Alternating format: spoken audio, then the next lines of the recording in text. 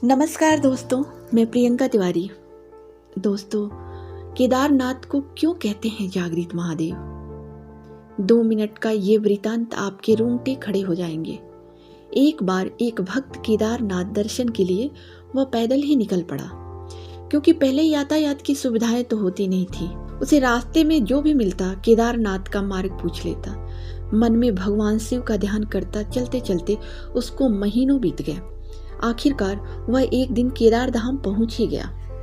केदारनाथ के मंदिर के द्वार 6 महीने खुलते हैं और 6 महीने बंद होते हैं। वह उस समय पर पहुंचा जब मंदिर का द्वार बंद हो रहे थे। पंडित जी को उसने बताया कि वह बहुत दूर से महीनों की यात्रा करके आया है।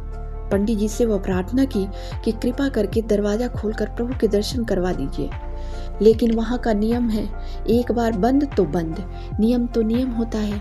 वह बहुत रोया, बार बार भगवान शिव को याद किया कि बस एक बार दर्शन करा दो। वह प्रार्थना कर रहा था सभी से, लेकिन किसी ने भी नहीं सुनी। पंडित जी बोले, अब यहाँ 6 महीने बाद आना। 6 महीने बाद यहाँ के दरवाजे खुलेंगे। यहाँ 6 महीने बर्फ और ठंड पड़ती है। और सभी जन वहाँ से चले गए। वह वहीं पर रोता रहा। रोते रोते रात होने लगी। चारों तरफ अंधेरा हो गया, लेकिन उसे विश्वास था अपने शिव पर कि वह जरूर कृपा करेंगे। उसे बहुत भूख और प्यास भी लग रही थी। उसने किसी के आने की आहट सुनी। देखा एक सन्यासी बाबा उसके ओर आ रहा है। वह सन्यासी बाबा पास आया और पास आकर बैठ गया। पूछा, बेटा कहाँ से आए हो? उसने सारा हाल सुना दिया। बोला, मेरा आना यहाँ पर व्यर्थ हो गया बाबा जी। बाबा जी ने उसे समझाया और खाना भी दिया और फिर बहुत देर तक उससे बातें करते रहे। बाबा जी को उस पर दया आ गई। वह बोले, बेटा मुझे लगता है सुबह मंदिर जरूर खुलेगा, तुम दर्शन जरूर करोगे। बातों बात में इस भक्त को न जाने कब नींद आ गई। सूर्य के मध्यम प्रकाश के साथ भक्त की आंख खुली। उसने इधर उधर बाबा को देखा, किंतु कहीं नहीं थे। इससे पहले वह कुछ समझ पाता, उसने देखा पंडित जी आ रहे हैं अपनी पूरी मंडली के साथ। उसने पंडित जी को प्रणाम किया और बोला, कल आपने तो कहा था कि मंदिर 6 महीने बाद खुलेगा और इस बीच कोई नहीं आएगा, लेकिन आप तो सुबह ही आ गए।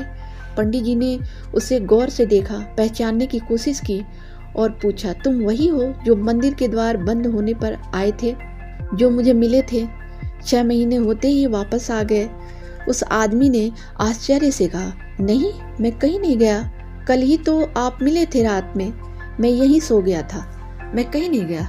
पंडित जी की आश्चर्य का ठिकाना नहीं था। उन्होंने कहा, लेकिन मैं तो 6 महीने पहले मंदिर बंद करके गया था और आज 6 महीने के बाद आया हूँ। तुम 6 महीने तक यहाँ पर जिंदा कैसे रह सकते हो? पंडित जी और सारी मंडली हैरान थी।